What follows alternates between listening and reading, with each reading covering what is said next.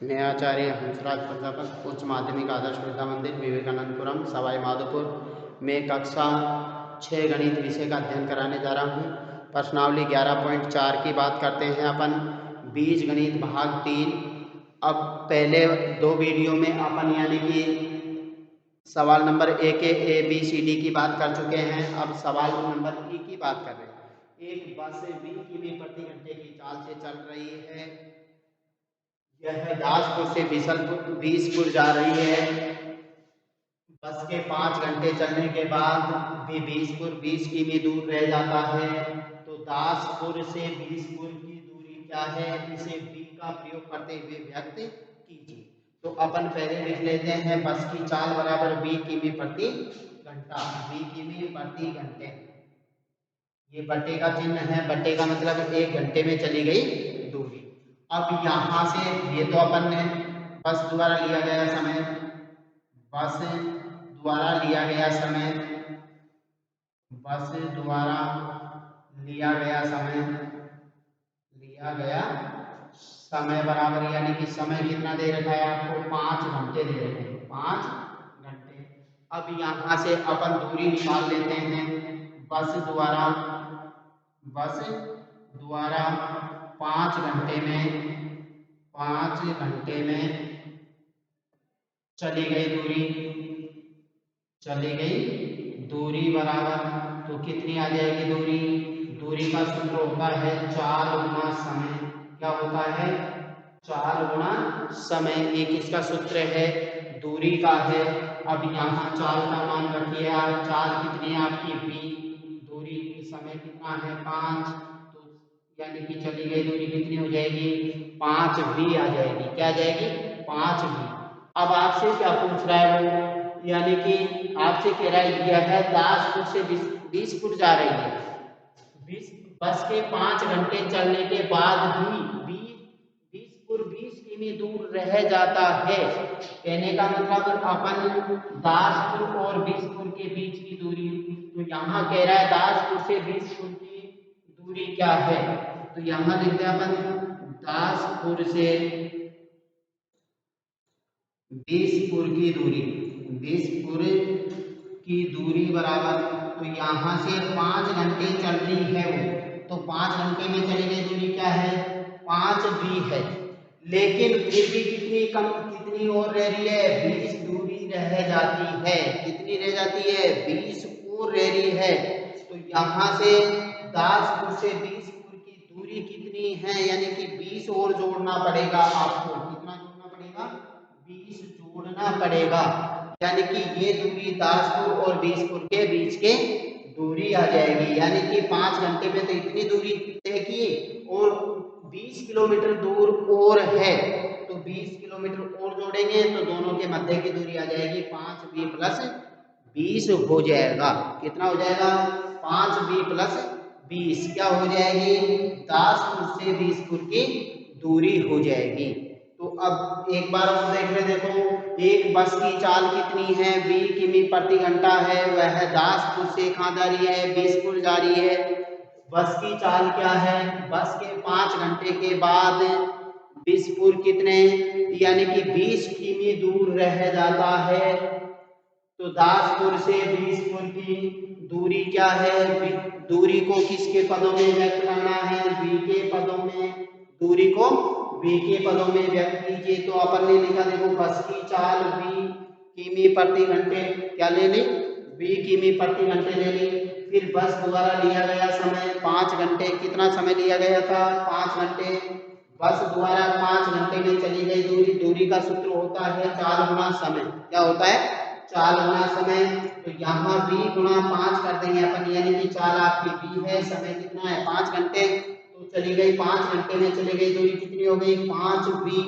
अब वो आपसे पूछ क्या रहा है, यानी कि दासपुर और बीसपुर की दूरी क्या है, दोनों के मध्य की दूरी। दासपुर से बीसपुर की दूरी कितनी है, तो दासपुर से बीसपुर की दूरी यानी कि 5 घंटे में जो चली गई दूरी और 20 किमी और है, 20 किमी और है। तो टोटल कितनी हो गई, 5b प्लस 20 आ जाएगा। कितना आ जाएगा, 5b प्लस 20 आ जाएगा। देखिए अगला सवाल क्या है, व्यंजकों के प्रयोग से बने निम्न कथनों को साधारण भाषा के कथनों में बदलिए। यानी कि अपन को कुछ सवाल दे रखे हैं, बीच ये व्यंजक दे रखे हैं, उनको अपन को साधारण भाषा में लिखना है। पहले अपन साधारण भाषा को व्यंजक बनाए थे, अब साधारण भाषा से अपन को यानी व्यंजकों से साधारण भाषा बनानी। तो क्या कह रहा है, देखिए उदाहरण दे रखा है, एक क्रिकेट मैच में सलीम ने 8 रन बनाए। कितने रन बनाए? 8 रन बनाए। और नलिनी ने 8+15 रन बनाए। तो साधारण भाषा में क्या लिखा है इसमें कि नलिनी ने सलीम से 15 रन अधिक बनाए। नलिनी ने सलीम से 15 रन अधिक बनाए। अब अपना सवाल देखो अगला क्या है, ये वाला सवाल, यानी कि एक अभ्यास पुस्तिका का मूल्य, एक अभ्यास पुस्तिका का मूल्य क्या दे रखा है अपन को? ₹P है। तो एक पुस्तक का मूल्य क्या है? 3 P है। तो अपन क्या करेंगे, इसको कैसे बनाएंगे? देखो, एक पुस्तक की कीमत एक अभ्यास पुस्तिका की कीमत की 3 गुनी है।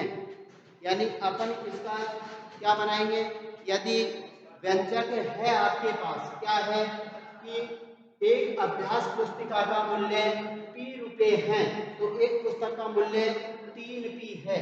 तो अपन क्या करेंगे, देखो इसको क्या लिखेंगे, एक पुस्तक की कीमत एक अभ्यास, यहां लिख दो मैं, देखो एक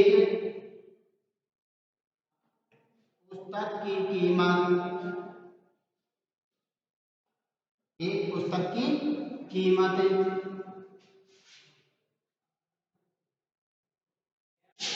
एक पुस्तक की कीमत एक अभ्यास पुस्तिका की कीमत की, एक अभ्यास पुस्तिका की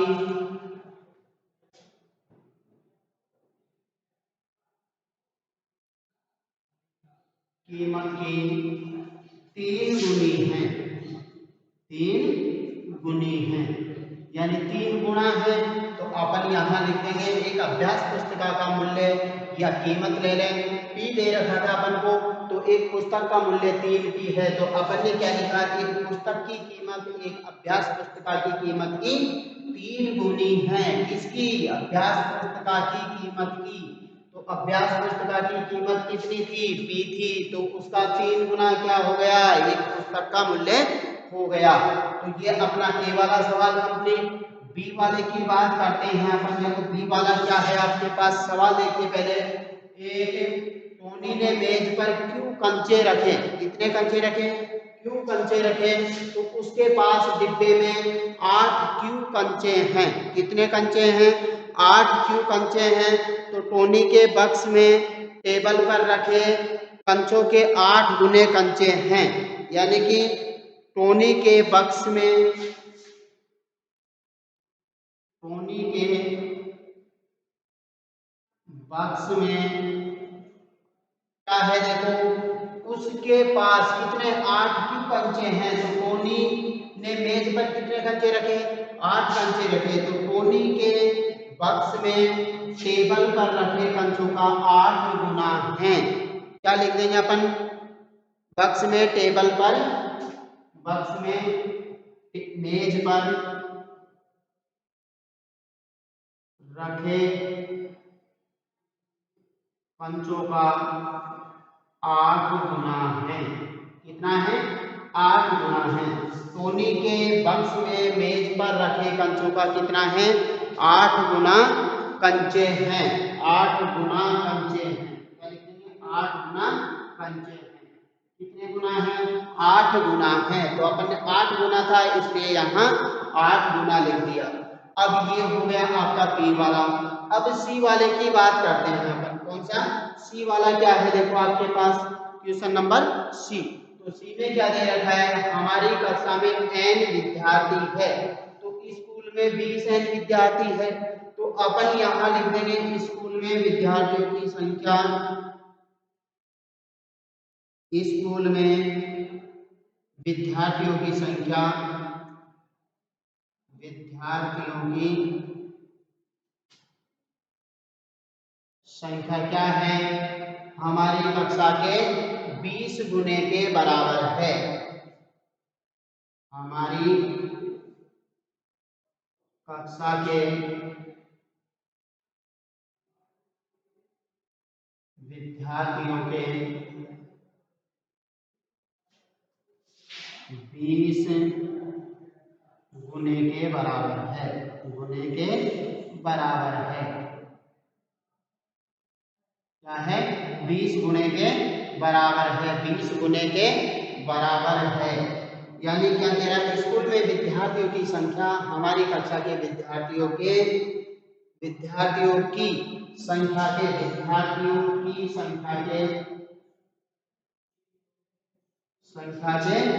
20 गुने के बराबर है। कितना है, स्कूल में विद्यार्थियों की संख्या हमारी कक्षा के विद्यार्थियों की संख्या के 20 गुने के बराबर है। अब अगला सवाल देखिए, इसी में क्या है, जग्गू की आयु क्या है, डी नंबर का है। डी में क्या दे रखा है, देखो आपको, जग्गू की आयु 1.5 वर्ष है, उसके चाचा की आयु 4 है और उसकी चाची की आयु क्या है, 4 - 3 है। तो अपन लिख देंगे जग्गू के चाचा की आयु, जग्गू के चाचा की आयु, जग्गू की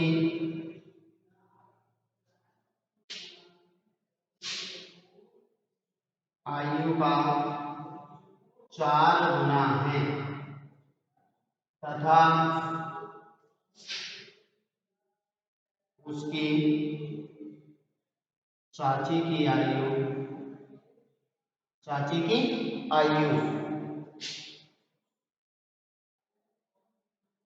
जग्गू के चाचा की आयु से 3 कम है, 3 कम है, 3 वर्ष कम है, 3 वर्ष कम है। कितनी है, 3 वर्ष कम है। तो यहाँ से यानी कि अपन ने क्या किया, जग्गू की आयु 1.5 वर्ष थी तो अपन ने क्या लिखा, इसको लिखना था। तो जग्गू के चाचा की आयु क्या है, जग्गू की आयु की 4 गुनी है। फिर चाची की आयु पूछते हैं इसमें, तो क्या दे रखा है, 4z - 3 दे रखा है आपको। क्या दे रखा है, 4z - 3। तो 4z - 3 को अपन क्या लिख देंगे, उसकी चाची की आयु है तो उसके यानी उसकी चाची की आयु जग्गू के चाचा की आयु से क्या है, 3 वर्ष कम है। कितनी है, जग्गू की चाची की आयु उसके चाचा की आयु से 3 वर्ष कम में है। अगला एक सवाल और है, उसको आप देख लेना। आज के लिए इतना ही काफी है।